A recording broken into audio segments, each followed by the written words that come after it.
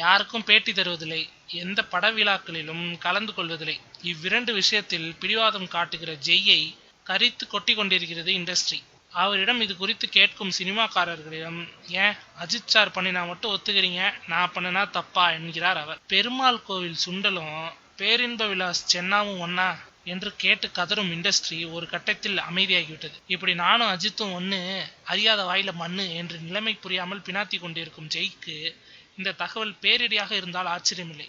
ஜெய் நடித்து இந்த பொங்கலுக்கு திரைக்கு வரப்போகிற படம் எனக்கு வாய்த்த அடிமைகள். புயல் வரும் நேரத்துல பொறிகடலை விற்க போன கதையாக விஜயின் பைரவா வருகிற நேரத்தில் எனக்கு வாய்த்த அடிமைகள் படம் வந்தா என்ன ஆகும்? பெரும்பாலான தியேட்டர்களை பைரவாவுக்கு கொடுத்து விட்டார்களாம். ஜெய் படத்திற்கு சின்னஞ்சிறு தியேட்டர்கள், பாத்ரூமை கழுவியே பல வருஷம் ஆன தியேட்டர்கள் என்று கிடைப்பதால் பேசாம ரிலீஸை தள்ளி வச்சுக்கலாமோ என்கிற அளவுக்கு வெறுத்து போயிருக்கிறாங்களாம். இந்த விஷயம்லாம் எனக்கு எதுக்கு, நான் நடித்த படம் அஜித் நடித்த படம் மாதிரி என்று இன்னமும் வரட்டு தவளையாக கத்தி கொண்டிருக்கிறார் ஜெய்.